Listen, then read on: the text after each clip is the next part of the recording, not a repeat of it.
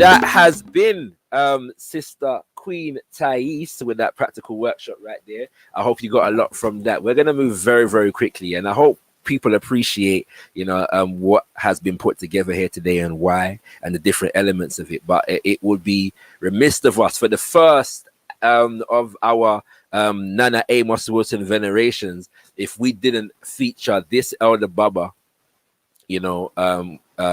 on the program. Yeah, we know of Nana Amos Wilson for his brilliant works, and his legacy is really housed in all the books that he wrote. And we wouldn't have those books today if it wasn't for the elder that we're about to bring forward, the man who worked with him for so many years and helped him to write and edit a lot of these books. And he goes by the name of Baba Sababu. Greetings, Baba Sababu. Greetings to you, and thank you for the invitation. Yes, Baba, thank you for joining us. It's really an honor. I want to begin by thanking you because, as we know, we're honoring Nana Amos Wilson in relation to the fact that he passed on the 15th of January 1995. And ever since then, you've continued to bring us and preserve that legacy, which is really your legacy as well. I don't really want to underestimate the extent to which you contribute to that legacy, because you are a part of African World Info Systems and have helped to make sure that we have this legacy. And so I want to just thank you for your work and for keeping this institution of African World Info Systems going from 1995 until now. Trust me, we know it's hard work. Yeah, and I just want to honor you, Baba. Do you know what I'm saying? We just want to honor you for your contribution and for your efforts and for your sacrifice. That's the right way to begin that. I want to begin just by talking to you, giving our viewers a brief reflection, personal reflection for the time that we have you on Nana Amos Wilson. But we might begin with how you met Nana Amos Wilson in the first place. I met Dr. Wilson through a mutual friend. She had Dr. Wilson in a couple of her classes, and we were housing a forum in Brooklyn, and his name was mentioned. And of course, we then sought him out to be part of a forum in Harlem at the First World Alliance. We also had him at our forum where he spoke to us on the legacy of ShakaRa and the impact of ShakaRa, because at that time, I don't know, there's a brother called Welcome Msomi who just died recently in South Africa. And he was part of a group here called the isiZulu Dance Theater. Right. So they had put on some forums over there in Brooklyn, and Amos came and did a presentation on the impact of ShakaRa. And of course, then we had him attend the First World Alliance in Harlem to do a presentation on his new book, which was The Developmental Psychology of the Black Child. Right, so that started the association, and we followed him around as much as possible, going to the different lecture sites around the New York, New Jersey area. So it took some time to develop the in-depth relationship that came about 9 to 10 years later, in terms of the working on the books, the publishing of the books. But we were well acquainted by the mid-80s, the early 80s, with Dr. Wilson's brilliance and we would not spare a moment to be in his wisdom. Now, I mean, when you heard him speak, what? Because I know the impact that he has when you hear him speak, yeah, and the kinds of his processes of reasoning, yeah, and how it's like in him laying out his thoughts, he's teaching you to think, yeah, and how to think. That's the impact that he had on me. What was the impact that he had on you when you first heard him speak? Well, of course, first hearing him dealing with the developmental psychology of the Black child, it was information that we had never heard before. So in a sense, he basically brought the house down. The First World Alliance had been the domain of Elder Dr. Ben and Dr. Clark, and and some of the other prominent historians. And of course, with Amos coming with a different twist, coming with the developmental psychology platform which he brought, it was different than the history approach that Dr. Ben would give you in terms of the Nile Valley, and other areas on the continent. We had Dr. John Henry Clark, eminent in his own right, and and of course, Ivan Van Sertima and all the others had already set a beautiful foundation. So with Amos coming through, he was able to basically stand on these men's shoulders. And of course, it was just tremendous that afternoon, that Saturday afternoon, I mean, people were jumping out of their skins. Yeah, we had never heard these, these perspectives on the Black child that you see outlined in developmental psychology. Yes. No, I understand that completely. I've had the pleasure. The latest book. This is the latest book that was released from African World Info Systems. It's called "The Psychology of Self-Hatred and Self-Defeat Towards a Reclamation of the African Mind." Yeah, and in it, Baba Sababu writes a pretty extensive foreword with it in terms of his experience in Nana Amos Wilson and the work that they were doing. I'll just read a section here, and that relates to what Baba just said. And he says, by 1980, the craving for Black consciousness in Harlem was alight. The lecture halls at the First World Alliance had grown from 7 attendees on that extremely cold, wintry day of 1978 in the vicarage of Mount Zion Lutheran Church under the parsonage of Pastor Thomas, to standing room only assemblies in the church's main sanctuary less than 2 years later. The heavy hitters, Dr. Yusuf Ben Yochanan and Dr. John Henry Clark, started our flow with Ivan Van Sertima, Francis Cress Wilson, Amos Wilson, Malefi Asante, John G. Jackson, Naim Akbar, Chinwezu, James Turner, Gil Noble, Randy Weston, Chief Bay, Baba Ishangi, Mazisi Kuneni, Maulana Karenga, Tony Martin, who I got to stop there because this is the anniversary of his passing. Yeah, Baba Tony Martin. He passed away on this day a few years ago. And Jacob Carruthers, Edward Scobie, Gene Bain, the Jeffries duo. Yeah, that's Mama Rosalind Jeffries and Baba Leonard Jeffries, and others close to follow.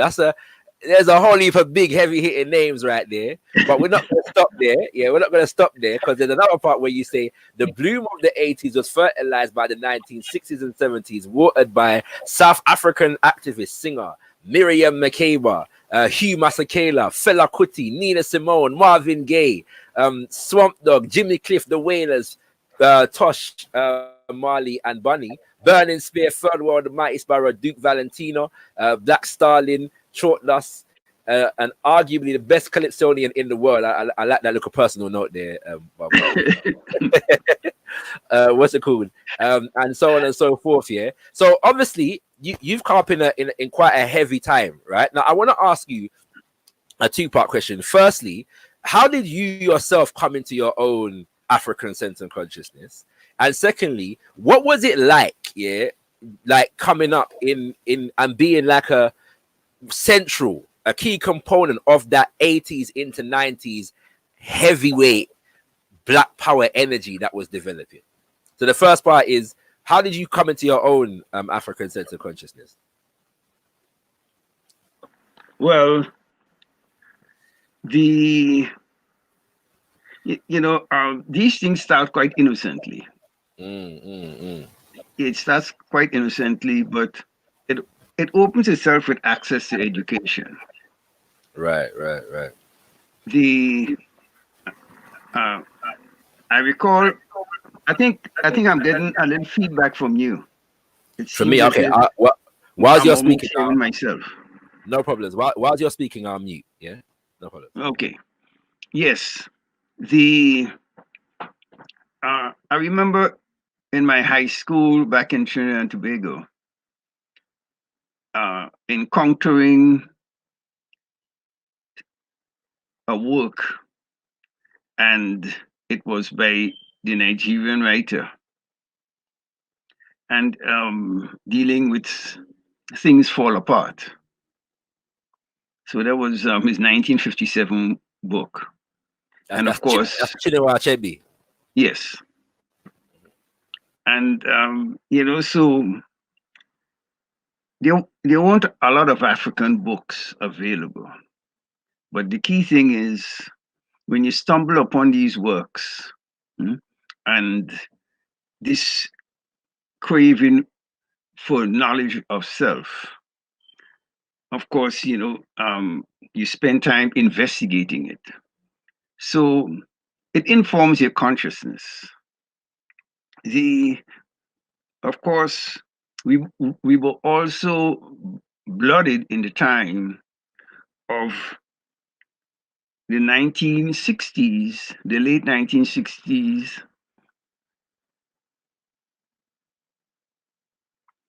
We had an uprising in Trinidad and Tobago, and they called it the Black Power revolts, the Black Power Revolution, whatever term you want to call it. So we had quite a bit of activism going on. We, as a high school student, we had Black students away in Canada, and they had encountered some degree of racism at a university called Sir George Williams University or so. I think this might have been Toronto. I think they call it York College now. But these things, along with the activism of our brothers in the US and other places, the independence movement, it actually cemented that air. We had Malcolm and Martin, meaning Dr. King, Malcolm X. So it was a revolutionary time. And of course, it filtered into you. And subsequently, coming to the US, you looked or you sought out that type of understanding. You heard about the legendary Harlem.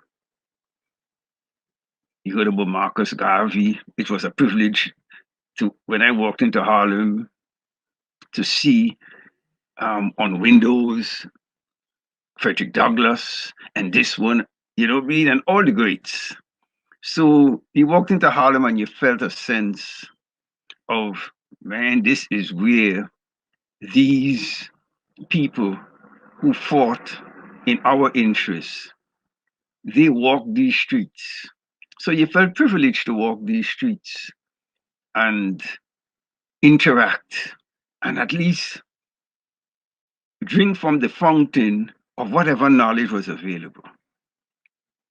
Now, this knowledge was well watered, of course, by the Calypsonians. The mighty Chalkers, Dr. Hollis Liverpool, he, of course, did a calypso called Brain Drain. And he did some other works, and he was sanctioned by the government at the time. So then he wrote a calypso called The Reply to the Ministry, meaning the Ministry of Education. And he started throwing some serious darts at the government of Dr. Eric Williams, imploring them to do more and advance the nation in a kind of political way, because remember, we all came out from under that British colonial experience. So even though you had independence with a flag, the economic mainstream was not under your control, right? 1962 was the year of independence. So 4, 5, 6 years later, expectations were great that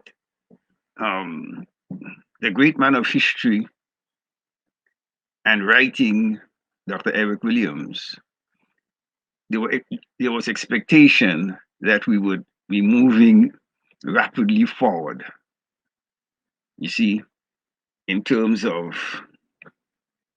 the Black consciousness. So what happens is that situations and other things push that leadership into a reckoning with where the people wanted to go, and into questioning what we had been fed. Many of us were brought up on the Nelson readers, the books edited by Cottridge, right? I think it's J.O. Cottridge. And of course, India, you had stories about the 3 foolish people and the cow jump over the moon, and all of these types of stories. But when you looked at these books, they did not contain anything about your African self. See? And in terms of the African who was emerging, you had to get that information from elsewhere. So in a sense, your fundamental education was not an Afrocentric education. You got your Afrocentricity or your African-centeredness coming through the family, your grandparents, your great-grandparents, you see, and the little bits of information here and there. And of course, you had a few learned people, but the Calypsonians, Sparrow doing that famous calypso, The Slave, or the other one, Dan is the Man, and all of the, these were the revolutionary songs of the time. Then you have men like Black Stalin, of course, Kitchener came back from England and he was doing his thing with the road, Make the Walk on Carnival Day and all of these, so we had a nice mix going, but there was really that extra push that was required. And the Black Power movement did it. And of course, by 1970 or so, there was declared a state of emergency, and many of the activists were rounded up and put in jails for a period of time. And it was dusted on curfew. So in a sense, in the Southern Caribbean, it was a seminal period that we had to experience this. And of course, you would see the Black Power marches leaving Port of Spain or leaving the South, and they would be traveling up 10, 15, 20 miles, coming to the East. And you would sit on the step, or you would see miles of black folk with power fists in the air, advocating for this type of change, and many a times in solidarity. So in a sense, in that pot, in that African pot, in that political pot, you couldn't help but have developed some degree of consciousness. And when I arrived in the Harlem of the mid 1970s, of course, you sought out that type of learning, and inevitably you stumbled on Dr. Ben and Dr. Clark and of course, first Professor George Simmons. He was Dr. Ben's right-hand man at the time. And, from there, we were able to access certain books that you never thought even existed. And with that pursuit of that type of knowledge, Dr. Ben would invite you to his home, and you would see these probably maybe about 15, 20,000 books in there. And some of these elders, they opened their doors to where you attended classes for free. So many of the classes that you would attend were college courses, and many of these professors would allow you in to be a part of the class. And if you had some sense, you made very good use of it. So Dr. Ben was teaching at Malcolm King College, and he was also up at Cornell. And we would go there to classes during the week. And then, of course, on the weekend, you had Brother Amen. We called him Rahilio. He's now referred to as the Shakam. But Amen, who wrote Medunater, those books. So he was doing his thing in another part of Harlem. And you would have George Edward Tate, and you had so many people in that community just doing things. You had Ilombi Brass. You had Kwame Ture. He would come from time to time with the All African People's Revolutionary Party, I think. So you had all of these groups.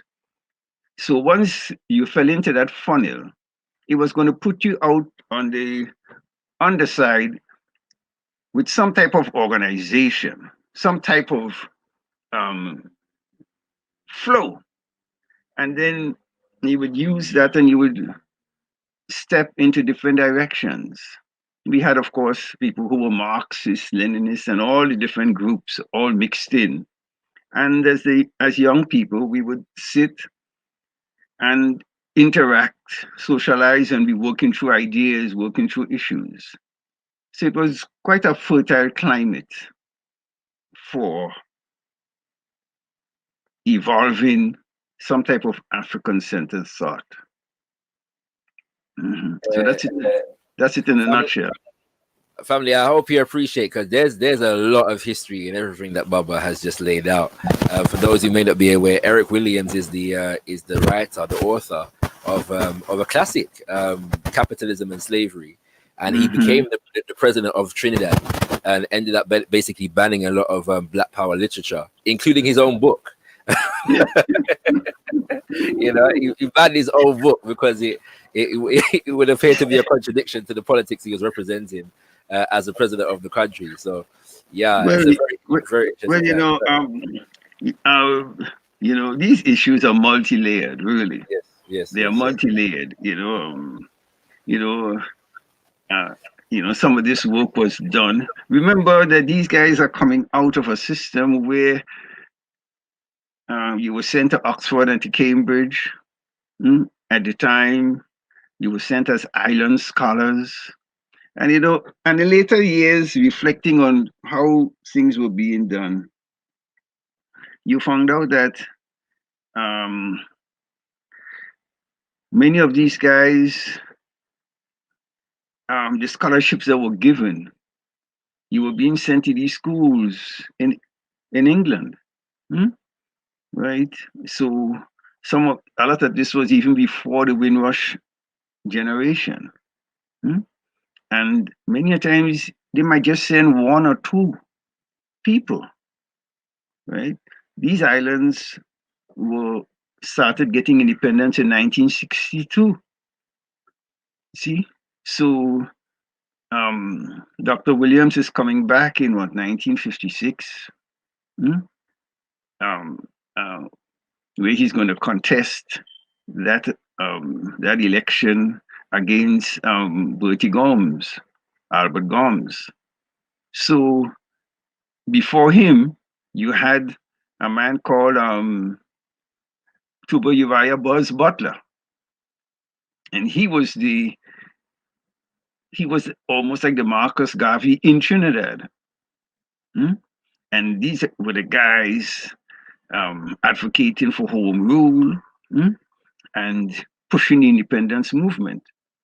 You see, so, but one thing is sometimes when the dog catches the car, then what is he going to do with it? You see, now that we're independent, expectations are placed on you. And you don't control the budget. You don't control the police forces or the police force and the other services. And many a times you are being placed there with a certain margin that you could only go thus far in what you're going to do. And I remember in some cases, some of these countries got independence and they were barely given anything in terms of a budget to run the country. And what are you depending on in terms of revenue? True. To do the expansion of schools, secondary schools, because when you have a clamor for secondary school education, right? You have to erect these schools. You have to train teachers. So in a sense, even beyond the different things and the political moves that these people make, there are all kinds of constraints that they face. And it's good to have a mind, it's important to have a clear look at that developmental history so that we do not make those mistakes in the future. Most definitely, Baba. And the good thing is that we're here discussing a man who left a lot of literature to assist in us not making those same mistakes again. So we give thanks for that. I want to ask you though, in that respect, what do you think? Because you've identified yourself, right, that in that whole era with all the illustrious names that are mentioned, there was something unique about Nana Amos Wilson. He brought something different. In your observation and having known him, what was it about his makeup, his upbringing, his experiences that led him to be this unique force in and amongst all those greats? Like you said, there are a lot of people who are dealing with history here and whatever, but there's something particular about the way Nana Amos Wilson, the things that he was thinking about and the problems that he was trying to solve. So what was it about him and his history or his makeup that kind of produced that kind of a sensibility in him, from your humble observation? Well, Amos is coming out of Hattiesburg, Mississippi, where the family lived in another racist town previous to that. Right. And you know, and for those who grew up in the South, in basically an apartheid USA, right, and also having some degree of brilliance, Black development was stymied, to say the least. So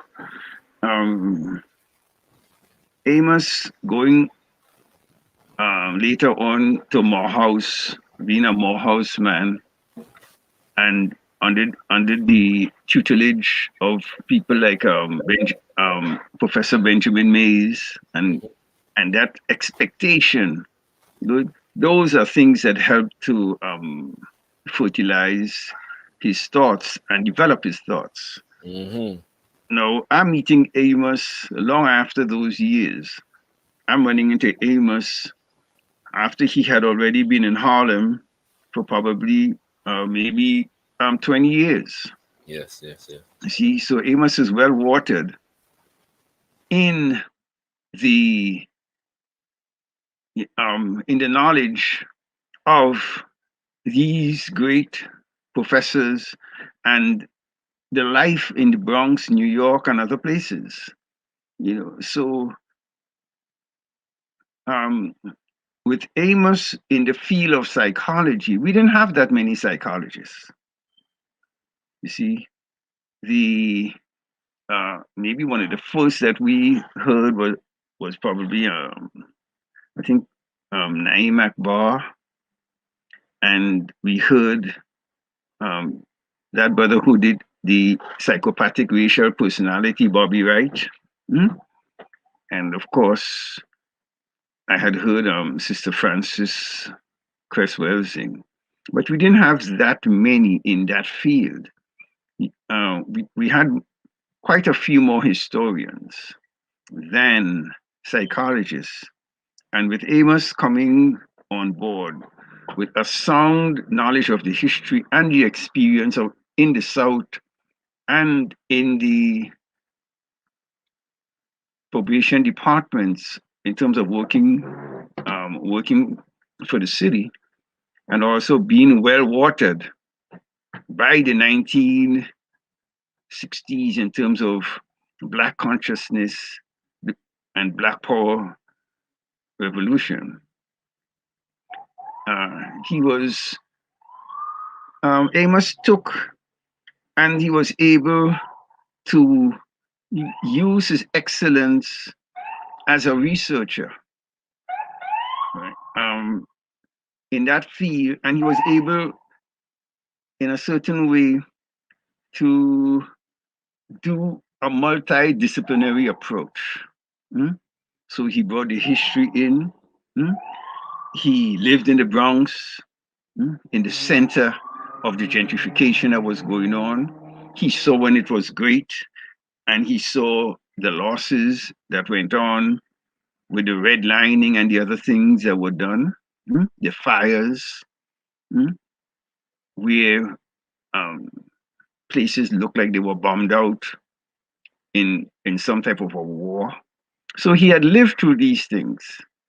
And in a sense, he was able to now bring to us, it was not any fantastical tale. This was seeing life as it actually was, what had happened. And of course, so he was able to put that psychological twist on the history. So he was able to do a psychohistory. And he would then deal, so he was in a position to deal with what was and how was this mind created that we see existing in our people, right? This African mind, it being a created mind. and oftentimes created into backwardness, being created into self-hatred. You see, and being created to be servile. And within that, you had serious pockets of resistance. So Amos was able to blend those things, both the our resistance to oppression, our fight for freedom, and also an explanation as to who we are and why we are the way we are. And with that, to help us now emerge into a true African being, into a true African self, and develop in you those components that you needed to put in place in order to really free your African mind and to avoid the pitfalls.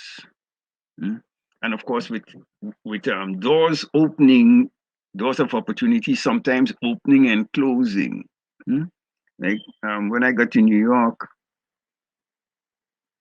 there was a serious economic problem where the Gerald Ford administration basically told just about bankrupt New York City, in other words, to drop dead.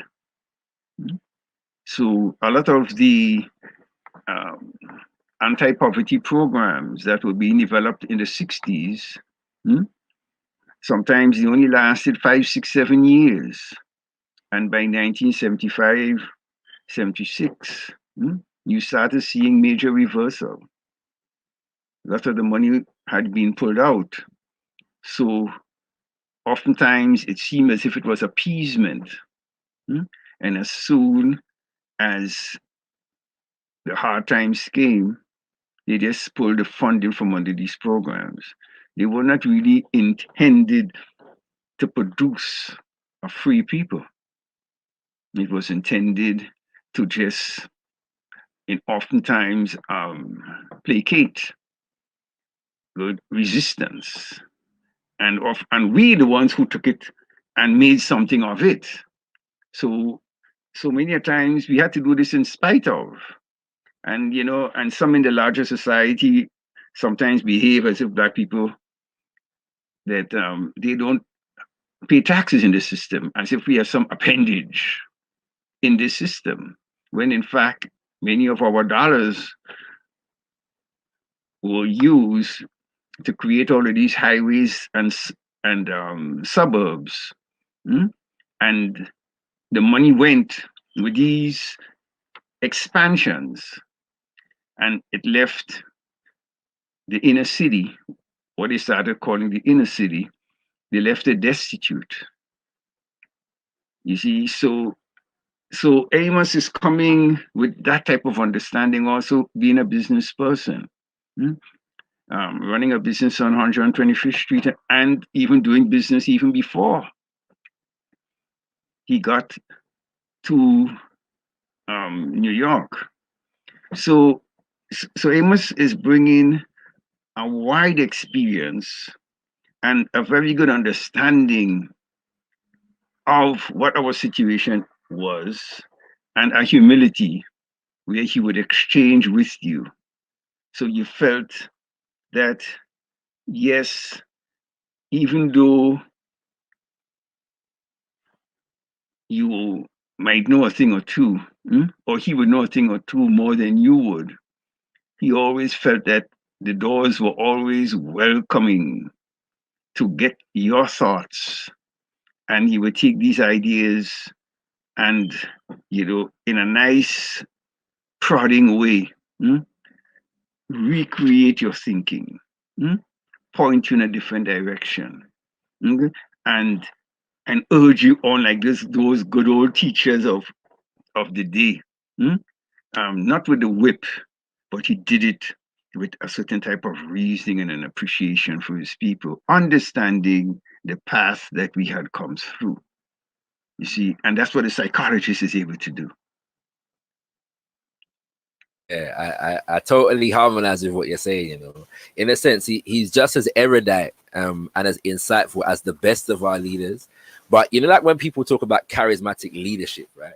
You wouldn't necessarily put an Amos Wilson in that category. Not to say that he doesn't have charisma, but there's just there's something different about how he delivers, if that makes sense. I don't know how to sum, but you kind of with your last few statements there, you've kind of encapsulated a lot of that energy. I'm going to read a little bit more from your forward to this book, Baba, and then I got like 2 more questions, and then we're gonna go to our close. Yeah, and you say in following up concepts defined, crafted, and elucidated in the developmental psychology of the Black child, Dr. Amos Wilson enters this phase of Black life where the injuries of society have been infused and absorbed into the Black adolescent and adult psyche through repeated assault on their personality and constriction of the Black potentiality thereby. He understands the malignity,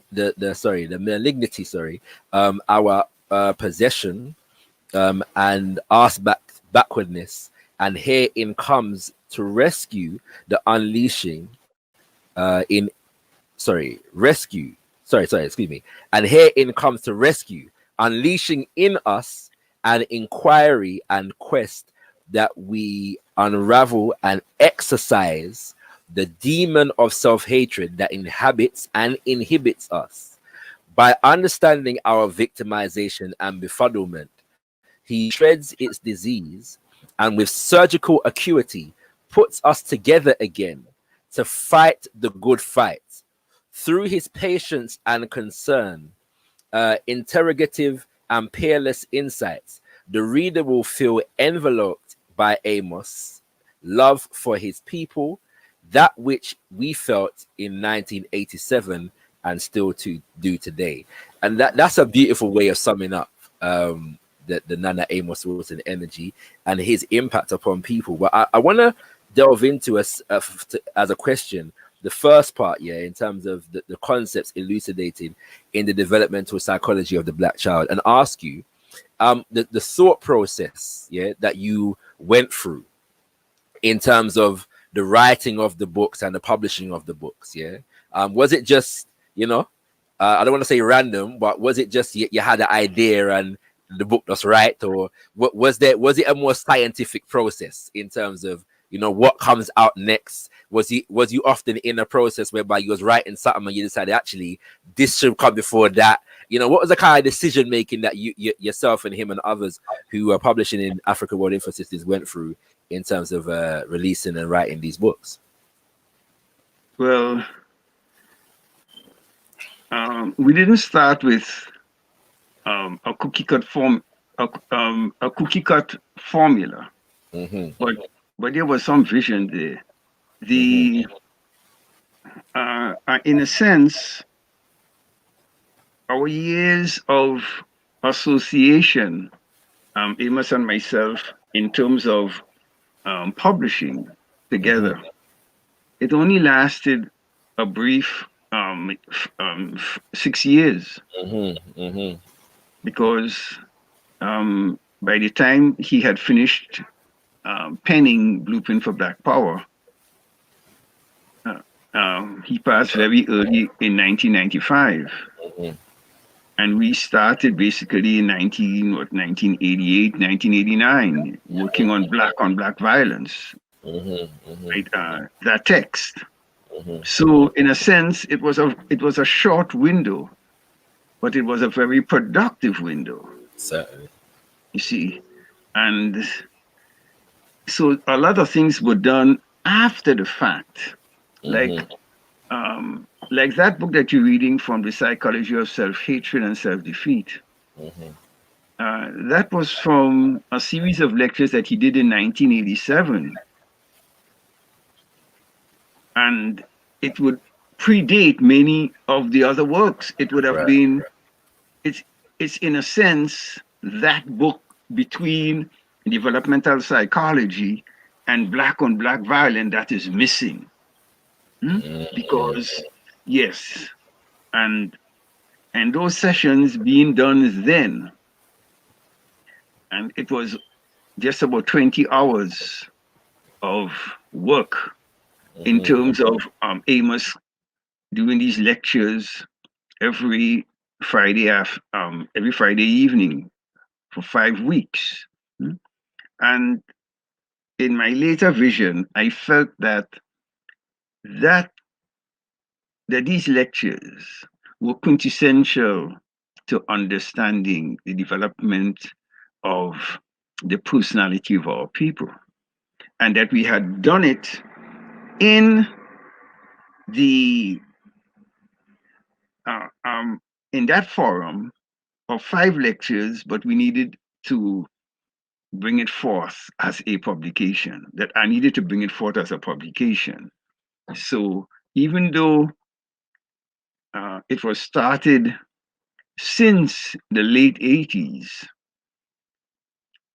we went forth and we did other things. So we completed Black on Black, and then we went on to Awakening the Natural Genius and Adolescent Male Violence, and then Falsification of African Consciousness, which is a project that I went to him with before we even started African World Info Systems. I went to him with a typed and somewhat edited version of those lectures in the Falsification of African Consciousness. And he was working on Black violence, the psychodynamics of Black self-annihilation in the service of white domination. So with him working on that, he asked me to hold off with the falsification project and help him get Black on Black completed. And we did it in about a year or so, a year and a half. We got it done. And of course, seeing the seriousness with which we related one with the other and one to the other, that, hey, there was some potential here that we could really advance the domain of discourse. We can put his thoughts out, and we could really, within maybe a 20-year window, we could transform the thinking of our people and move the struggle onwards and upwards. So when I pulled together those lectures with the help of Brother Adisa Makalani and others, we, those 20 hours of talk, 20 hours of lecturing and interaction from the groups and from many of the people who came and attended. Some people made 1 or 2 sessions, some people came for all 5 sessions. That book, in a sense, I felt that I needed to connect the time of the 1970s when I got here up to 1987 as to what was going on in the Black community that demanded Amos look at the psychology of self-hatred and self-defeat. So what I tried to do there in that preface or intro is to give the person who was not in the Harlem community or who may have been there but wasn't in our setting, just give an overview as to what were those times and how well watered we were at the time, in spite of the issues of crack cocaine and other things going on in the community, that in many cases it was one of our finest periods of intellectual thought. Excuse me. Yes, that's when folks were making trips to the continent. Dr. Ben taking people to the Nile Valley, and Sister Araminta Grant taking groups to Mexico along with Dr. Van Sotomer, and who and and other people going to West Africa and other places. So it had that energy. But in terms of the literature, Amos at the time had done this beautiful series, and in terms of his writings, he would have had developmental psychology being published in 1978, but then you would have now Black on Black Violence being published in 1990. So you would be wondering what was going on in those 12 years, 13 years, in terms of his writings.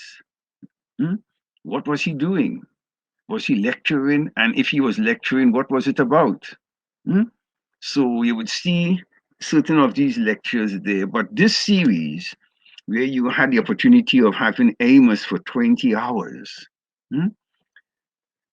he, in a sense, you had him in the classroom, and he can build and build and build and refine and build and then leave something. And from the first time hearing that series, well, being there as the one who recorded the series, I felt that this was seminal, right? It was germane, and it was essential to us understanding ourselves. You see, so with developmental psychology of the Black child, laying that foundation, and then awakening and these others, this book on self-hatred fit into that gap. And the hope is that with us really doing the necessary work on self and investigating how we came to be who we are and for whose interest, with this kind of understanding, we could now use that as a platform to a deeper understanding as to what we are about and where we should be going. And with that, Baba, you've kind of preempted my next and final major question for you. Obviously, this is the the works, yeah, you know what I'm saying, that we all admire, yeah. And you know what, Elder, I remember because I do recall, like in the UK, the African community in the UK, when Nana Amos Wilson passed, it was a serious thing, yeah. Like I remember people's reactions, yeah. I don't remember where I was, because I was like 10, right? So I don't remember where I was when I heard and these things, but I do recall the first time I saw this book, and it was at a Kwanzaa celebration. Yeah, and I'm forgetting the year, but it had just been released. And Elder Pepperkai of the Pan-African Congress movement came and says, "We have the book," right? And everybody in the audience was very glad that we have the book. Yeah, and so years later, I managed to read the book, and it is a magnificent and phenomenal piece of work, right? But then when you with the benefit of the internet and watching a lot of Nana Amos Wilson's work, you understand that it took years to write, because you'll find speeches of him talking about it, you know, at one point and saying, right, it's a series of 10 lectures, and then at another point he's saying that it's 500 pages and we're about to release the book, but the book is in fact 800 pages, or 800 and something pages, right? So we know that there was more writing after that, yeah. And we could do a whole just interview on this book alone, but I'm not going to ask you this about the book. What I really want to ask you is, there's a message where I think it's one of the messages at the Slave Theater, where he says, you know, we're going to release Blueprint for Black Power, and this, and we along with all of the other books, we should have a body of literature to guide our organizational efforts, right? So there was obviously a plan and a program beyond the writing of this book, and this one was supposed to be the one that was supposed to be, you know, symbolic of, right, now we're going to go on and, you know, organize some things, yeah. What were some of the things? We know that there was a credit union, but are there any other things, yeah, that was in the pipeline in terms of the work that you all were constructing that was supposed to take place after the publishing of this book, like other than the credit union and whatever else? What other organizational efforts did you have on paper? Yeah, well, They said, brother, we started Blueprint actually in 1992. Right? And Amos basically wrote it in 3 years. And upon his passing, it took another 3+ years to get it out. And in a sense, other things had been planned, of course. But when you have a small staff, a staff of 2 or 3 people, and you have lots of plans.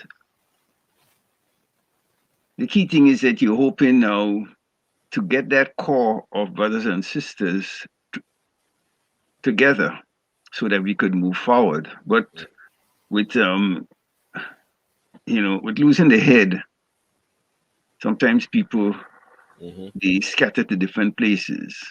Always remark that Amos kept many people alive. Yeah, he kept many people alive spiritually, ideologically, politically, and otherwise, because you could always go to Amos with some kind of questioning, and we can put things in context. In the intro, you see me speaking of those Saturday morning sessions where he would almost like the barley loaves and the fishes, and he would feed a multitude. He would sit there with friends and other thinkers in those come one, come all assemblages, or a little hangout, and he would cook some food, and we would really explore all kinds of thoughts. Yes. You see, with him not being there, and of course, life also takes over. People find different jobs, different places. Some people marry, move away, and many kept coming around. But Amos is irreplaceable. Yeah. So when you think about the file cabinet of work and papers that he would cut out and articles and this and that and the other, sometimes we are just in a position to just try to catch up with where Amos's mind was and where it was going. You see? And Blueprint took another 3 years to complete. And remember, this was scheduled as a 10-part lecture series, the notes of a lecture series, which in a sense ended up being what we see here today.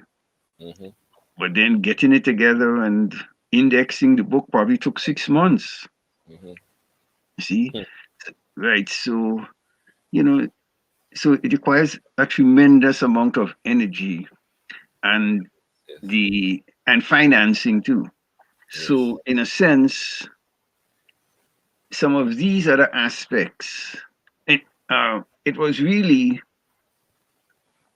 maybe folks didn't expect that the book would come out in many cases because they didn't know of the team behind.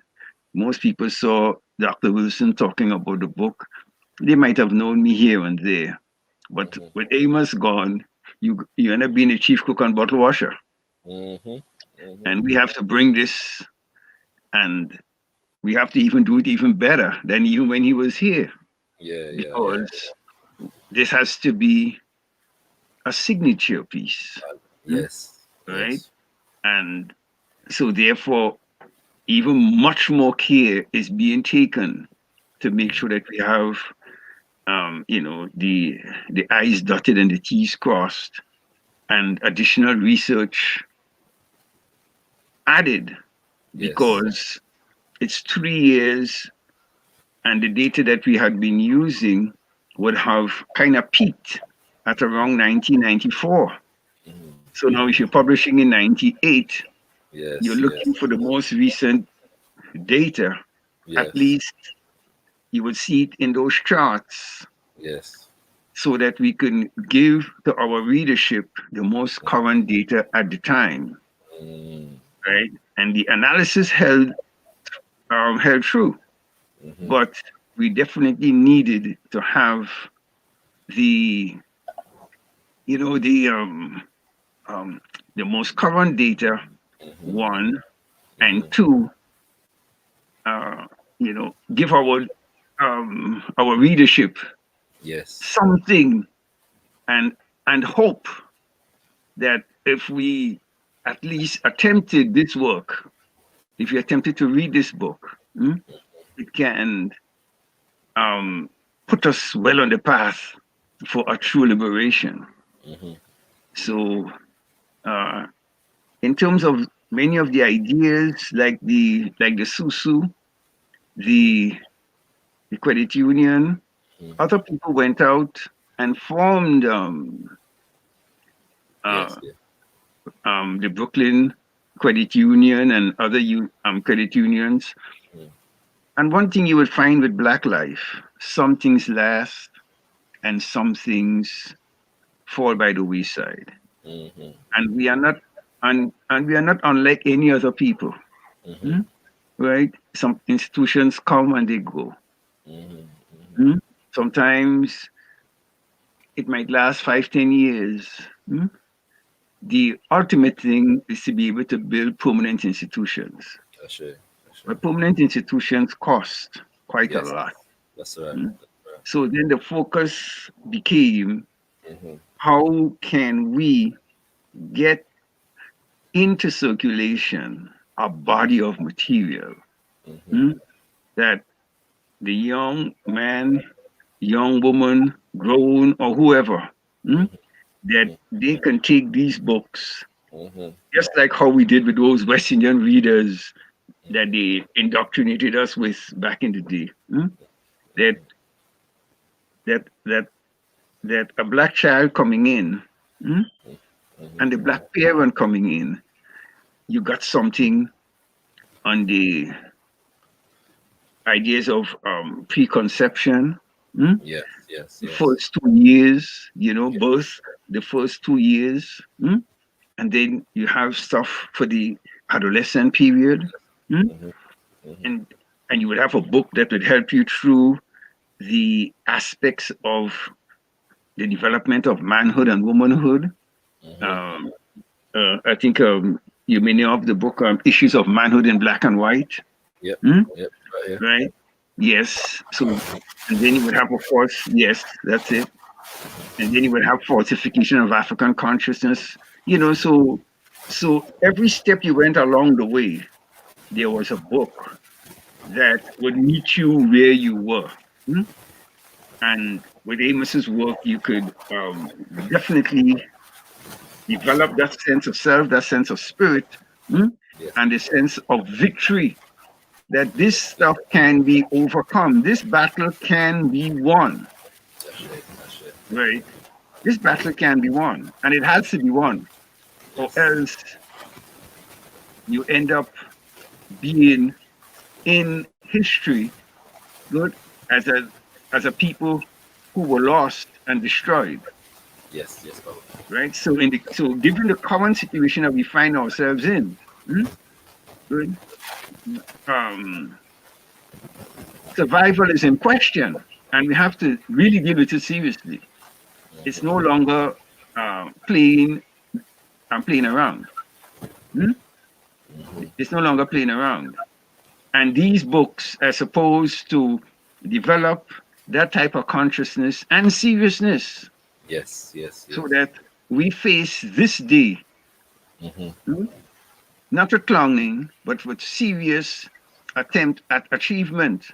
Yes. And many times the situation is already late. Yes. So Amos is like that beacon calling us forth. And hey, we're on track. Yes. And our role is to, with the team that I work with, is to bring this information forth. Yes. And at least leave this situation better than we found it. Ashe. Baba, I just want to assure you that your work is not in vain. Yeah, everybody that we've had on the panel speaking today is a student of Nana Amos Wilson, and the fact that we are able to be students of Nana Amos Wilson is due in no small part to your work. Yeah, as I take work on behalf of our people personally, and I'm not gonna lie to you, as you are speaking, I'm getting emotional. Yeah, because I know that having lost a stalwart like that at that critical point, just when a book like this is gonna be completed, yeah, and then having to complete the work, dedicating yourself to completing, and if Baba, if you just did this and left it alone, everybody would have thanked you, but you didn't, right? You went further and you produced more, and you've continued to keep the institution alive, and I don't want it to be lost, yeah.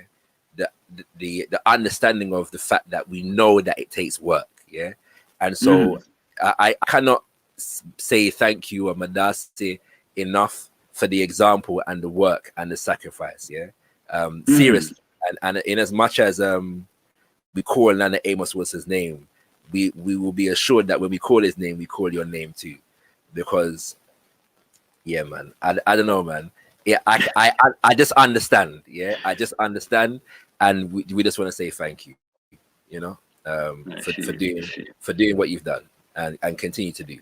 Yeah. So in that spirit, Baba, I want to just make everybody know AfricanWorldInfosystems.co is the place to go to get the books, them, yeah, and all the materials. Is there anything coming, Baba? Yes, yes, we hope to have some other publications done. Of course, you know what the climate is at the present time. Yes.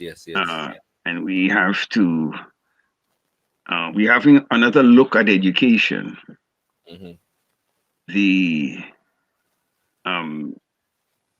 post-COVID, right? The pre-COVID and the post-COVID.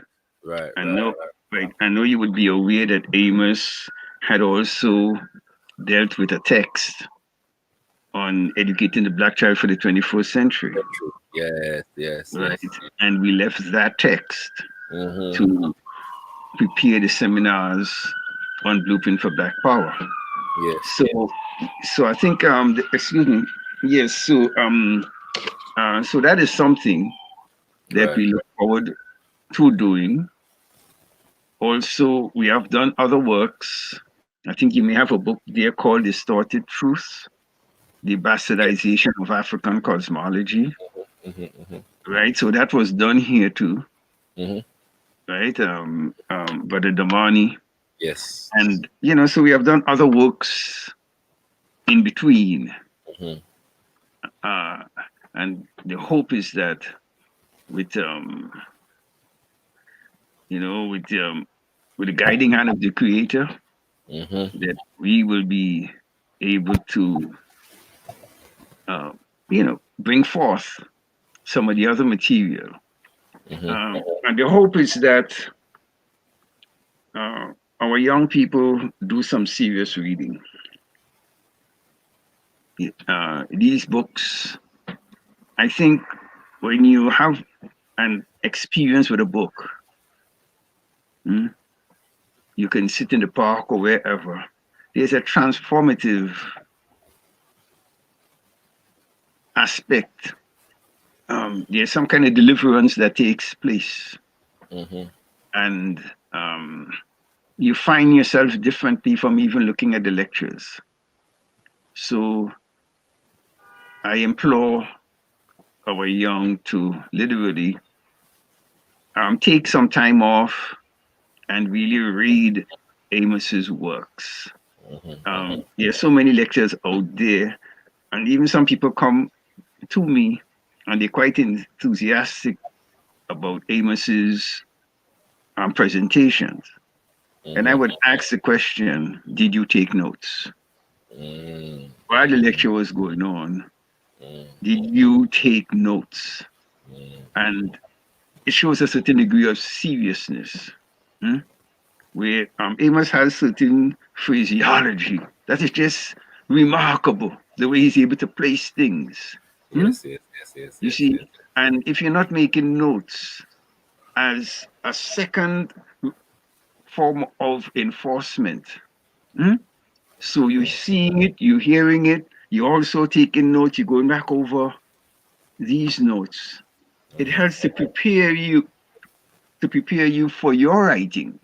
Right? And you expressing yourself as to what you can do and your skills, the skills that you can develop to add to what we are trying to do. Yes, sir. And one of the things that, as a little sidebar, it was from just taking notes, going to the lectures with a notebook and a pen. And you're taking notes, you listen to the tape, you writing out the lectures from the cassette. These are the things that help to fortify you. And with that, you never know where you end up. So after 10, 15 years of that experience, and the energy of practice meets Amos's genius, then we were in a position to what? Do black on black violence, and then do awakening and this. So you have to always see yourself as preparing for a day that you don't know what is going to be or when it's going to come. But you have to take your work seriously. You have to take it seriously. Baba, thank you for your time. Yeah, thank you for your time. Yes, and we'll vow to keep supporting African World Info Systems and making sure that work can continue coming out. All right.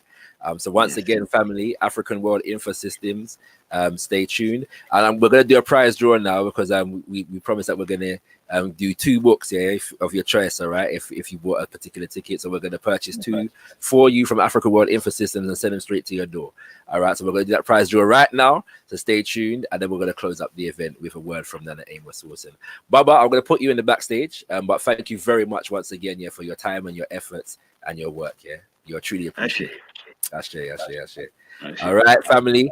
That was Elder Sababu in Plata, of African World Info Systems. The website is on the screen, and it's exactly as written. So there's no com, there's no m there. It's africanworldinfosystems.co. All right, and that's that. Tenda Mwale family, thank you for watching this video. To watch the entire blueprint for Black Power Groundation and Nana Amos Wilson Veneration, simply click the link in the video description. The full video contains the keynote addresses from Brother Leader MBANDAKA, Is Africa Really Rising?, Dissecting the Propaganda, an in-depth analysis of the mainstream Africa Rising narrative and its implications for the African world, and also the dynamic workshop from Queen TAESE, Educating Our Children. The power is in the activation. This is a practical workshop on how you can develop powerful and effective home and community education systems where you are right now. The full stream is housed on abibitomitv.com. Abibitomi TV is an online portal specializing in powerful Black African-centered visual content. So check it out, support the thing, and enjoy the full blueprint for Black Power Groundation and Nana Amos Wilson Veneration. Abibi Fahodie.